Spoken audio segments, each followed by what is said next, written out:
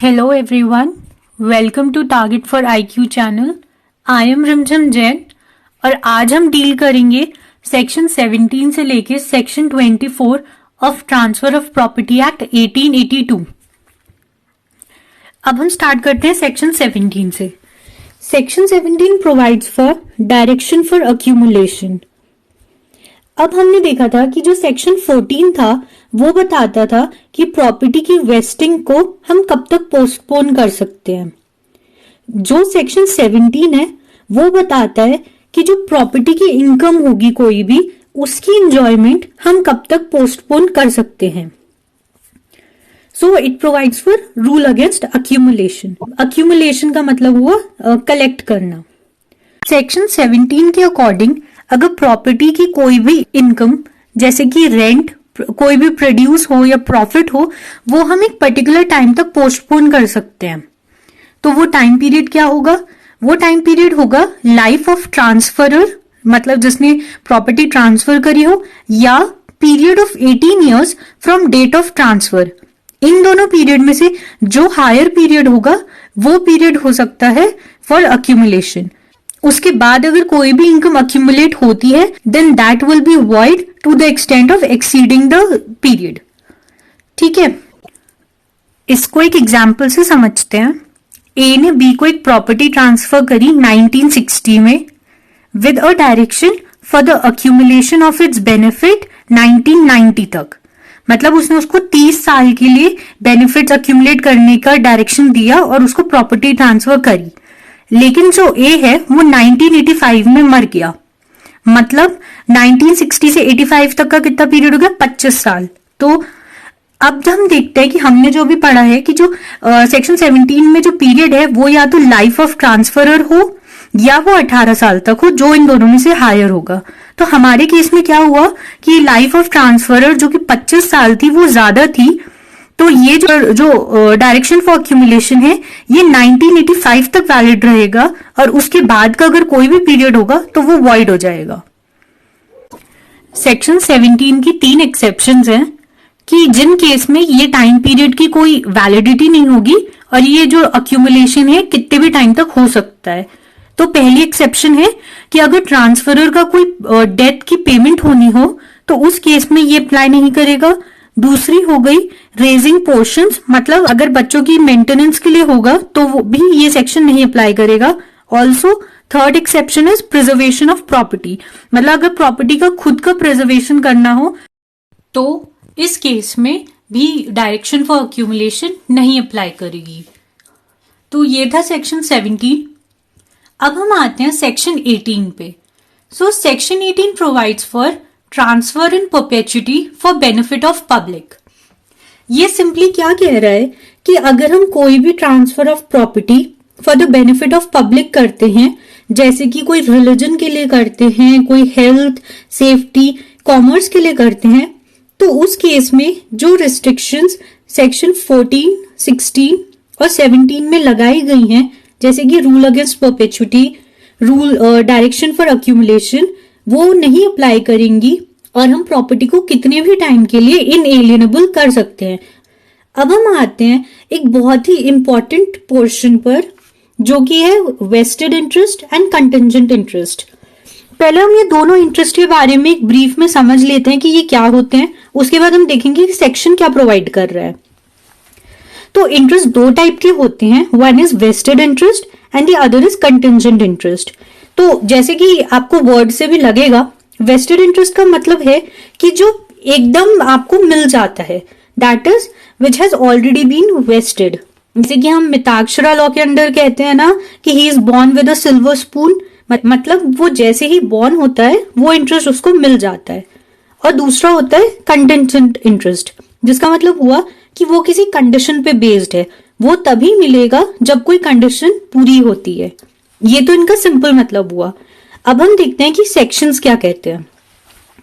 तो सेक्शन 19 पहले प्रोवाइड करता है फॉर वेस्टेड इंटरेस्ट। सेक्शन 19 कहता है कि the interest created in favour of transferee is said to be vested where, कि वो इंटरेस्ट वेस्टेड तब कहलाएगा या तो कोई टाइम स्पेसिफाइड नहीं हो कि वो इंटरेस्ट कब इफेक्ट में आएगा, या कि वो पीरियड स्पेसिफाइड हो, मतलब ये स्पेसिफाइड हो कि that interest shall take effect immediately, कि अभी के अभी जैसे ही ट्रांसफर हो रहा है वो इंटरेस्ट इफेक्ट में आ जाएगा। And the third thing is this कि वो इंटरेस्ट जो है that will take effect upon the happening of an event which must happen. अब हमें वेस्टेड इंटरेस्ट में ये ध्यान रखना है कि it depends on the happening of an event which must happen, मतलब वो इवेंट जो कि होगा ही। अब उस इवेंट में हम कह सकते हैं डेथ ऑफ अ पर्सन, हमें ये तो नहीं पता है कि उसकी डेथ कब होगी, लेकिन हमें ये पता है कि वो चीज होगी ही, so that is happening of an event. Section 19 जो है दैट ऑल्सो फर्दर प्रोवाइड्स कि जो ट्रांसफर ऑफ वेस्टेड इंटरेस्ट है ये कुछ कुछ चीजों से डिफीट नहीं होता है। मतलब कि हम अगर ये कुछ चीजें होंगी तो हम ये नहीं कह सकते कि ये तो वेस्टेड इंटरेस्ट नहीं है। तो वो क्या क्या चीजें हैं, पहली तो ये है कि जो प्रॉपर्टी की इंजॉयमेंट है वो अगर हम पोस्टपोन कर दें, जैसे कि हमने सेक्शन 13 में देखा है कि जो अनबॉर्न के फेवर में कोई इंटरेस्ट ट्रांसफर होता है तो हम उसकी इंजॉयमेंट पोस्टपोन कर देते हैं, लेकिन इसका मतलब ये नहीं है कि वो वेस्टेड इंटरेस्ट नहीं होगा, वो भी वेस्टेड इंटरेस्ट होगा। दूसरी चीज हो गई कि अगर कोई प्रायर इंटरेस्ट किसी को हम दे देते हैं उस केस में भी ये नहीं कह सकते कि वो वेस्टेड इंटरेस्ट नहीं है। And the third thing is income arising to be accumulated, in that case also it is vested interest. So what we have seen is कि वेस्टेड इंटरेस्ट के केस में ट्रांसफरी को इंटरेस्ट इमीडिएटली ट्रांसफर हो जाता है और उसकी title उसी टाइम कंप्लीट हो जाती है। इसको हम एक एग्जाम्पल से समझते हैं। ए ने बी के फेवर में गिफ्ट किया ऑफ 10,000 रुपीज और ये कंडीशन लगा दी कि उसको ये ऑन डेथ ऑफ सी मिलेगा।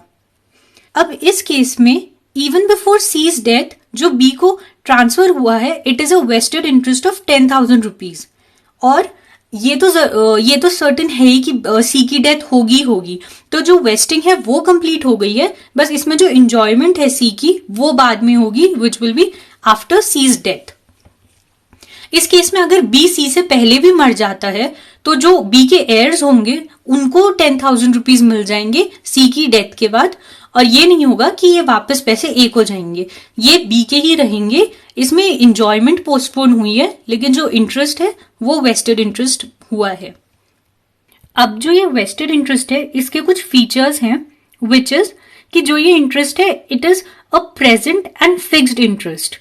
Secondly it is also transferable and inheritable, that is कि हम इस इंटरेस्ट को ट्रांसफर भी कर सकते हैं, और अगर जैसे अभी हमने एग्जाम्पल में भी देखा था ये हेरिटेबल भी होता है। And the third thing is कि vested interest can be attached and can be subjected to sale and execution of a degree. Now coming to section 20 which provides that कि जो अनबॉर्न चाइल्ड है वो जैसे ही birth लेता है वो vested interest उसको मिल जाता है, हालांकि जो प्रॉपर्टी की इंजॉयमेंट है वो पोस्टपोन हो जाती है, लेकिन जो वेस्टेड इंटरेस्ट है वो इमीडिएटली उसका हो जाता है। ये जो क्वेश्चन है ये बहुत बार पूछते हैं एग्जाम में कि when does an unborn child gets an vested interest, upon the age of 18 years, upon the age of 20 years, या as soon as he is born. तो ये as soon as he is born he gets the vested interest. Now we will come to contingent interest which is provided under section 21. Section 21 provides that कि जो एक contingent interest है it is created to take effect only when some specified uncertain future event happens or specified uncertain event does not happen. अब हम देखते हैं कि हमने section 19 में पढ़ा था कि जो event है that is an event which must happen, कि वो होगा ही होगा। जैसे कि किसी की डेथ हो गई या कोई साल आएगा, जैसे कोई कह दे कि 2001 में होगा या 2021 में होगा, तो वो साल आएगा ही आएगा, तो वो हो गया वेस्टेड इंटरेस्ट के केस में। लेकिन कंटिंजेंट इंटरेस्ट के केस में जो इवेंट है that is a specified uncertain future event. वो पहली बात तो स्पेसिफाइड तो है लेकिन वो अनसर्टेन फ्यूचर इवेंट है। जैसे कि कोई कह दे कि ये जो ट्रांसफर है ये तुम्हें तभी मिलेगा जब ए बी के मरने से पहले मर जाता है, तो अब ये तो अनसर्टेन फ्यूचर इवेंट हो गया ना। ये भी तो हो सकता है कि बी पहले मर जाए, तो ये किसी के हाथ में नहीं होता है, और यही केस कंटिंजेंट इंटरेस्ट के अंदर आते हैं। कंटिंजेंट इंटरेस्ट के अंदर जो वेस्टिंग होती है that depends upon an contingency, मतलब अपॉन अ कंडीशन। इसको एक एग्जाम्पल से समझते हैं। ए ने बी को एक गिफ्ट किया कि तुम्हें ये गिफ्ट तभी मिलेगा अगर तुम 20 साल से ज्यादा सर्वाइव कर सकते हो। तो ये तो एक कंडीशन हो गई ना। ये भी तो हो सकता है कि जो बी है वो 19 ईयर्स में ही मर जाए। तो ये एक कंटिजेंट इंटरेस्ट है, क्योंकि अगर बी 20 ईयर्स से ज्यादा सर्वाइव कर गया तो वो उसको मिल जाएगा, और नहीं करेगा तो वो उसको नहीं मिलेगा। तो जो कंटिजेंट इंटरेस्ट होता है ये दो चीजों पर डिपेंड करता है, या तो पार्टीज की विल पर, जैसे कि मैरिज हो गई या एग्जीक्यूशन ऑफ अ डीड हो गया, या it depends upon natural things, जैसे कि अभी हमने देखा कि डेथ ऑफ अ पर्सन। इसके भी कुछ फीचर्स हैं। तो पहला है कि it is a future possible interest, ये एक फ्यूचर में कोई पॉसिबल इंटरेस्ट है। दूसरा, ये हेरिटेबल नहीं होता है, जैसे कि वेस्टेड इंटरेस्ट हमने देखा था हेरिटेबल होता है, कंटिजेंट इंटरेस्ट हेरिटेबल नहीं होता है। एंड थर्डली, ये इंटरेस्ट भी ट्रांसफरेबल होता है। अब इस सेक्शन की भी एक एक्सेप्शन है जो कि सेक्शन 21 ही बताता है, which says that where transferee gets interest at a particular age but is entitled to get absolutely the income arising before attaining the age, then the interest given to him is a vested interest।